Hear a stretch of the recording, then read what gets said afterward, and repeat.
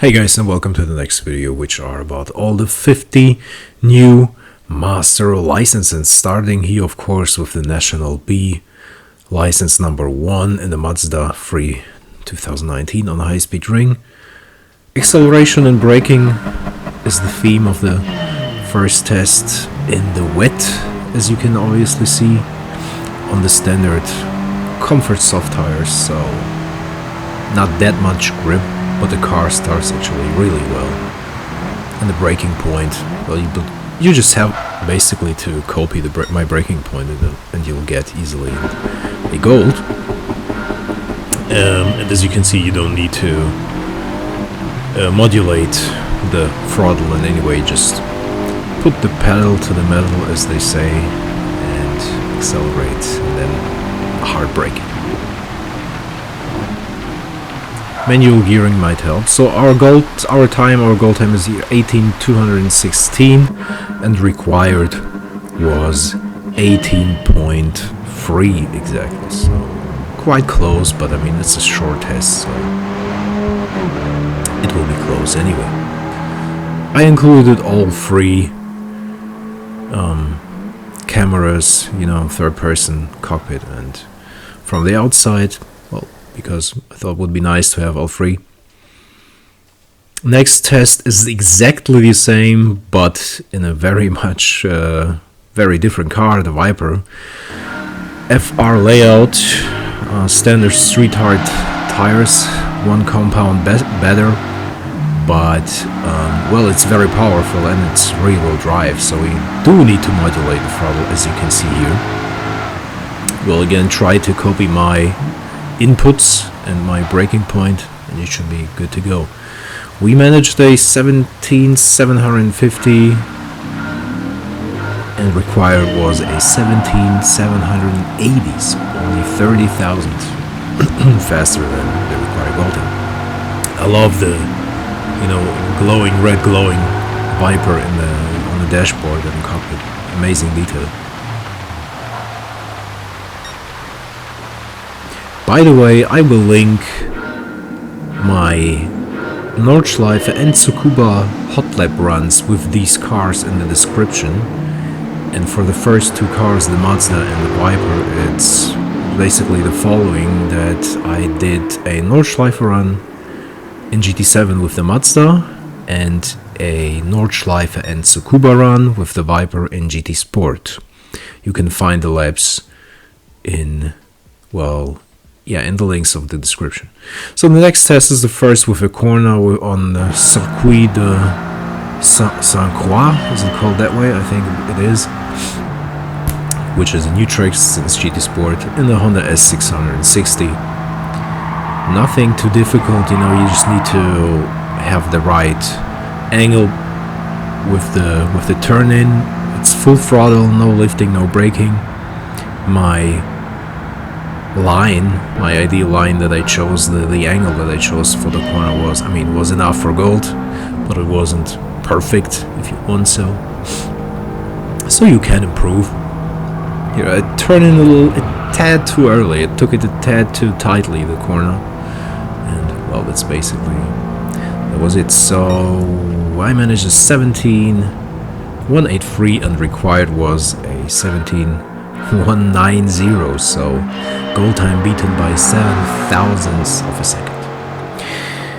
This car here I hot lapped on the Nordschleife in GT Sport and on Tsukuba in GT Sport.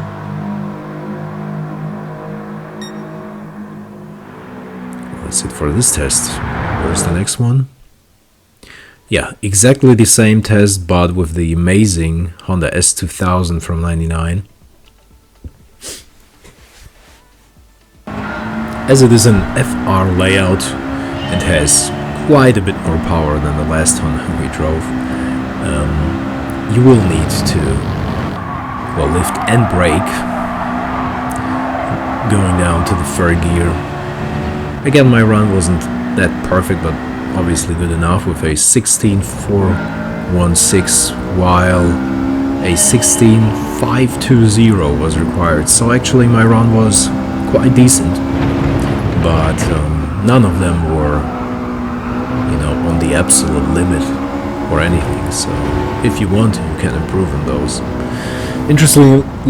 Interestingly, this car is on comfort soft tires as well. As a true sports car, it will definitely benefit from actual sport tires, but the tires the game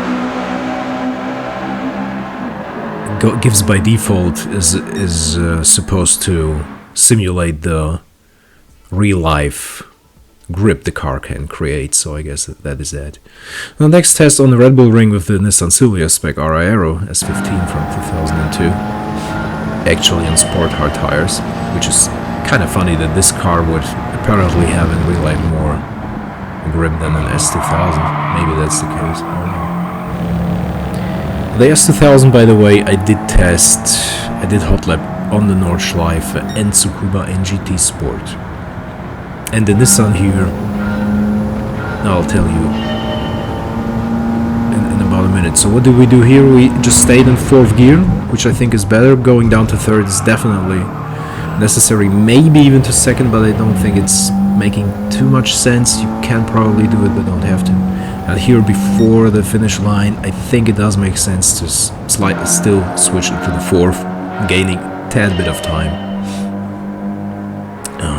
And that's it. And now I didn't see the time.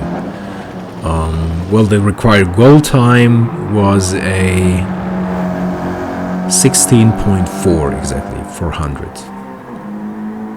This car here I did test on the Nordschleife and Tsukuba and GT7. And the next test is with the Porsche 911 Carrera RS 964-92 on the Circuit de Spa-Francorchamps or Champs, I don't know, it would be right, it's French, I'm not French. Going down with the 2nd gear, taking the corner very tightly, accelerating early, taking all the space you have on the track, and going over the line with a 16,730 while a 16,770 was required. So beaten the goal time only by 40 thousandths of a second, quite close. Although it looked really clean, but I mean, I don't know, maybe it just was a tad slower.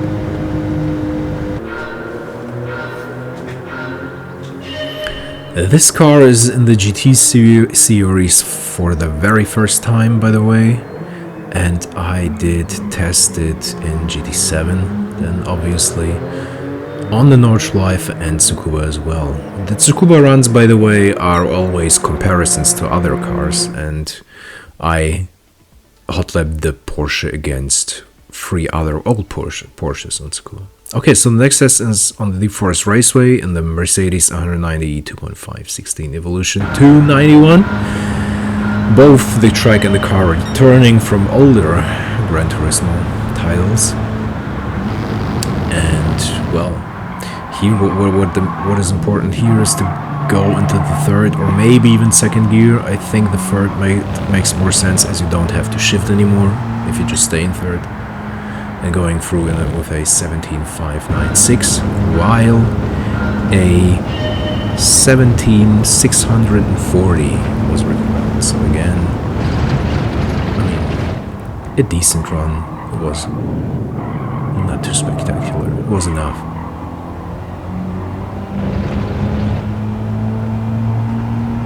So we've beaten the goal time by 44 thousandths of a second.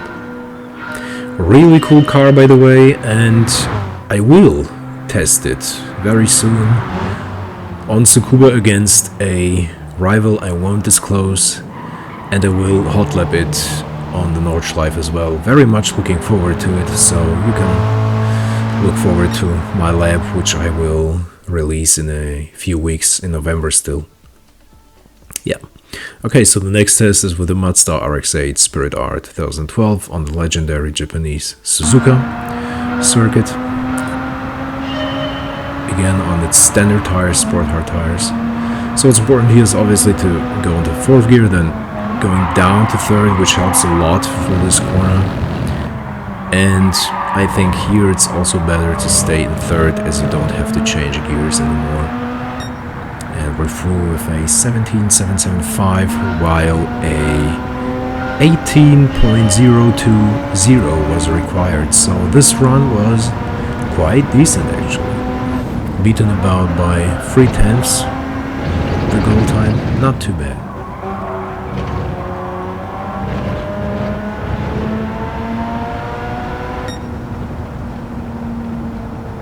Well, or rather by 2/10. It's closer to 2/10 than 3, but still a good run, I guess. Quite a lovely car by the looks and by the sound, especially. You know, the Wankel engine, pretty cool. First time ever in a GT in this variant, I believe. And I did test it in GT7 on the Nordschleife and Tsukuba as well. So the next test is with the Ford Sierra RS500 Cosworth 87 on Michelin Raceway Road Atlanta on its standard, again, comfort soft tires. So rear-wheel drive, it can be a tad skiddy, you know, with these tires. Now this corner here can be tricky. Second gear is definitely the one to go, I think. Might try it in third, but I guess it won't make too much sense. And going through with a 2730, while a 2770 was required. So beating the goal time by 40 thousandths of a second. Really close. The run was clean, but I think this corner here wasn't that ideal. It was good, but again, this corner, it seems like a simple 90 degrees corner, but it's very technical. It's very difficult to get right, I think. And the car here, I think, was or is also the first time ever in the GT series, and I did test it again both on the Nordschleife and Tsukuba in GT7, so you can check that out.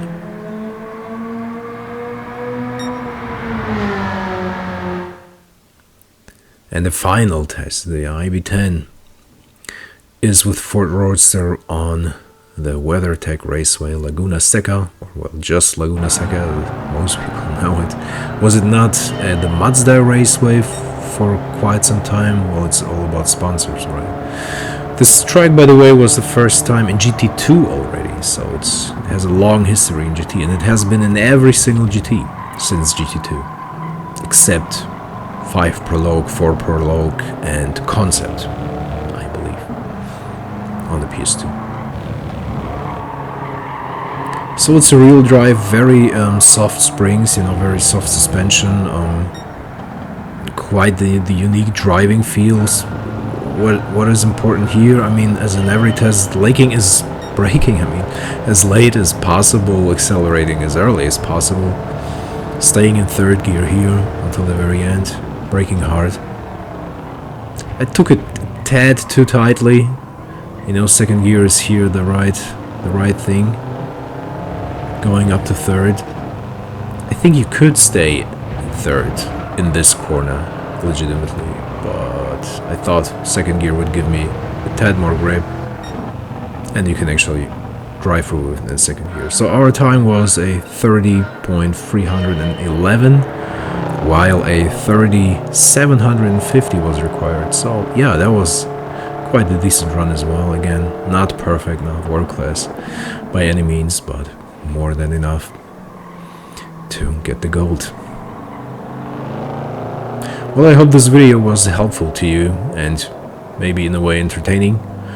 If you liked it, consider leaving a like and to subscribe. And until the next one, bye bye.